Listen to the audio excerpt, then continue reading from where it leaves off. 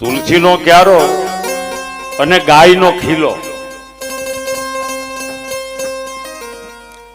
દીકરીને પારકી થાપણે કીધી છે, દીકરીને બાપના કાળજાનો કટકોય કીધો છે.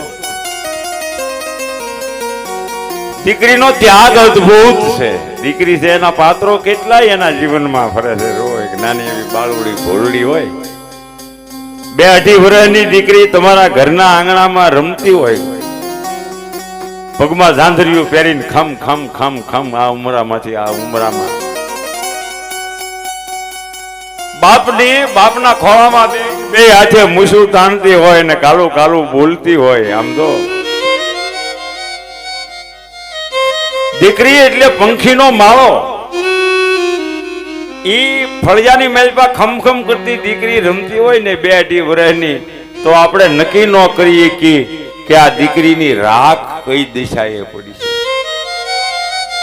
પુરુષ જન્મે છે ત્યાં મરે છે, દીકરીના મસાણ એનું કોઈ ઠેકાણું નથી. એના ભાગ લઈ જાય પછી એ દીકરીનો સમય આવે એટલે બાપ એના હાથ પીળા કરી એને સાસરીએ એને દાયજો કરે. કોઈ કવિ અમારો એમ કહે છે કે કોઈ બાપ કે કોઈ ભાઈ ભારું દીકરીને કોઈ કાંઈ દેતું નથી, દીકરી બધું દઈને વહી જાય છે. એક માના કોઠામાં ભાઈ ને બેન બે આળોટીને મોટા થયા હોય તો દીકરીનો ત્યાગ અદ્ભુત. દીકરી હારે જાય એટલે સંસારની પોતાના પિયરિયાની જે માયા છે એ સર્પ કાંતળી ઉતારી નાખે. બાપની સંપત્તિ ગમે એટલી હોય ભાઈને અર્પણ કરી દે. ભાઈને કહે ભાઈ મને જે કાંઈ દીધું એ મને મારા ભાગ. કોક દી મારો એવો પ્રસંગ આવે, કોઈ દી એવો સમય આવે તો હાંસવી લેજે. પારકાને પોતાના કરીને જીવે એનું નામ દીકરી. દીકરી તો દીકરી છે. એમાં બેન સગુણા કેટલું એના જીવનની માલિકા. આ તો ભગવાન રામદેવજી મહારાજ નું ચરિત્ર છે, અદ્ભુત છે. એને આ ધરતી ઉપર આવીને આ મૃત્યુ લોકમાં આવી અને અહીંયા એને ઘણું સહન કર્યું, એને ઘણું આપણને જીવતા શીખવાડ્યું. બેન સગુણા હારે જાતી હતી, મારી જાયો વીર નહોતો. અને એ તો દીકરીના જીવનમાં એક બહુ મોટી ઉણપ. હું તો કહું ભગવાન ઈશ્વર કોઈ દીકરીને કોઈ બેનને ભાઈ વિનાની ન રાખે. કારણ કે માંડવાના જવતેલ પછી રક્ષાબંધન હોય, ભલે સુખે દુખે કાકા કુટુંબો કોઈ ભાઈ ભારો એના જોઈતેલ હમી દે એને બેન હારે વહી જાય. કદાચ મારે એક દીકરી છે, દીકરી તો દીકરી છે. પછી કોઈ પીરના તો કોઈને યાદ આવે તો કોક જાય, પણ એના હાહરિયામાં લગ્ન હોય, દેરાણીઓ જેઠાણીઓના બધાના મામેરા આવ્યા હોય, હવ વધાવતું હોય, પોતાને મારીનો જાયો ભાઈ નથી એને તો એક ઘરના ખૂણામાં એ દીકરી સાનું સાનું રોઈ લે, કોઈને કહે નહીં. પણ આપણા સૌરાષ્ટ્રના ગીતો કેવા છે, મામેરા ભરાતા હોય અને ગીતો ગવાતા હોય કે માડીના એ ચાંદલિયો એ ઉગ્યો ને એ હરણું આથમી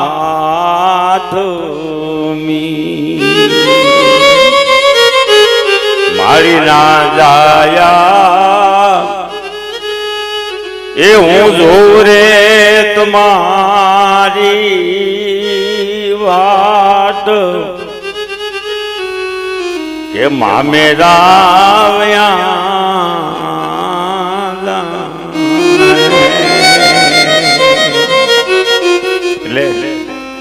દીકરી તો દીકરી છે. દીકરી તો બાપના કાળજાનો કટકો છે.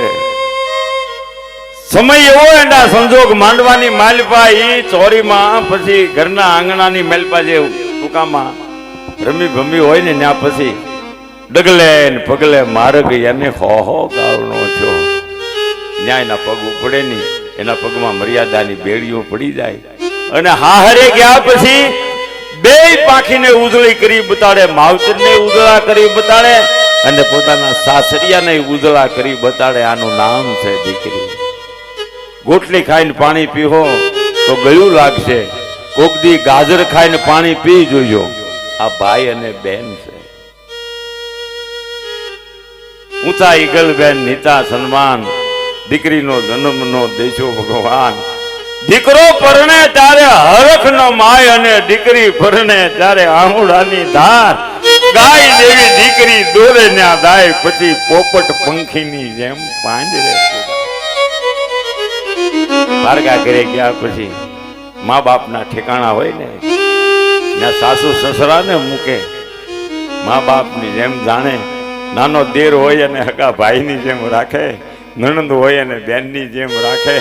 દૂધમાં હાકર ભળે એમ દીકરી ભળી જાય અને સંસારના વેર જેવ તાપ સુખ દુઃખ બધું કોઠામાં રાખે. નો હાહરિયાને દુઃખ થાય એવું બોલે, નો પોતાના માવતરને દુઃખ થાય એવું બોલે. આ સંસારના ઈ ઝેરને દીકરીઓએ કોઠામાં રાખ્યા, કોઈને કીધું નહીં. અમારો કવિ ઘણી વાર કહે શંકરે ઝેર પીધું પણ કંઠમાં રાખ્યું.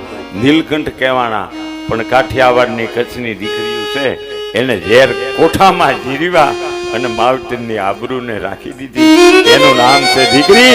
એવી બેન સગુણા અત્યારે હારે જાય છે. મારો બાપલ્યો રાધા અજમલ પોકરણગઢનો ધણી કે પ્રજાના સુકન લેવા રાજી નથી. વિચાર કર્યો તો પછી હવે ઈશ્વરનું ભજન કરું. પણ માતા મીનવતીએ કીધું કે પેલા બેન સગુણાના હાથ પીળા કરતા જાઓ. દીકરી છે ને એ તો એવા બાપને પૂછજો જેને દીકરીઓ છે.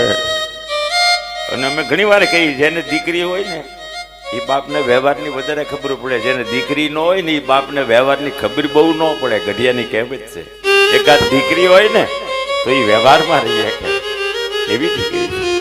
એટલે દીકરી ત્યાગનું પાત્ર છે.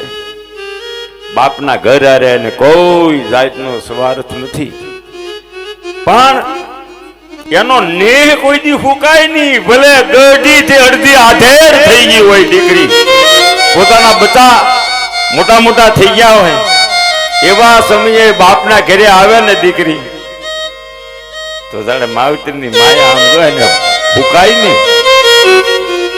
સીધી ગરડો બાપ ઓસરીમાં બેઠો હોય કે ફળિયામાં બેઠો હોય કે ઘરના વાડામાં ખાટલો ઢાળીને બેઠો હોય તો છોકરા ફળિયામાં આવે પછી આ એ દીકરી છે ને ભલે ઉંમર ગમે એટલી થઈ ગઈ હોય, કોણ ફલાણી દીકરી ગોદાવડી એમ બાપ બેઠો હોય નિર્વાહ કરીને 50-60 વર્ષની દીકરી બુઢા બાપની અમે હાલે પાનખરના બદલા જેવો થઈ ગયો હોય મારી જેમ 80-90 એ હાજે ઘરની દીકરી પણ દીકરીને ગોળ ગોદાવરી બેટા તો કે હા બાપુ. બાપુ કોઈને ભાળે નહીં પછી હળુકદીને પૂછે તમને ભાઈ હાંસવે છે હે બાપુ તમને આ બારી ભાભીઓ છે કઈ તમને? હા મારા બાપ મને બધા હાંસવે બાપુ. ઘડીક માથું કાપી દઉં તો આવી બહુ સારું થયું. આ દીકરી છે, આ માવતરની માયા એને કોઈ દી મુકાતી નથી. આવી આ બેન, આવી આ દીકરી, આવી બેન સગુણા. બહુ મજાનું તમે સાંભળો છો, બહુ મજાનું દાન કરો છો દાદા દીકરીને, એવું મજાનું સગુણાને. હે મારો બાપલ્લો તમને જે ભક્તિ શક્તિ દેવરાવે એવો મજાનો દાયજો દિયો હોવ ભેગા મળી અને એ તમારું લેખે વપરાય. આ મારા બાપ હે ગૌશાળા જ્યાં ભૂરી માતાની ગૌશાળા છે, જ્યાં દેબા બાપાનો આશ્રમ છે ઠીકરિયાળી, અને આ પાઠ ખેરેલીનો રામા મંડળ અમારા જાય ખોડિયાર. એટલે હું તો એમ કહું કે સેવાના ભેખધારી સેવકો છે.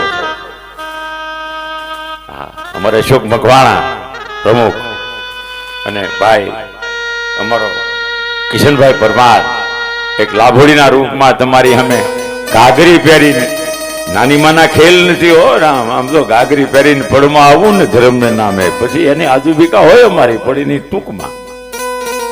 પણ છતાંય એવો અમારો પ્રમુખ કિશન પરમાર, ભાઈ અશોક મકવાણા, ભાઈ અમારે રમેશભાઈ પ્રગટડિયા, ભરતભાઈ આહિર, કોના નામ લો ને કોના ન લો, સહયોગ મળ્યો છે બધો સંજય ગઢવીનો.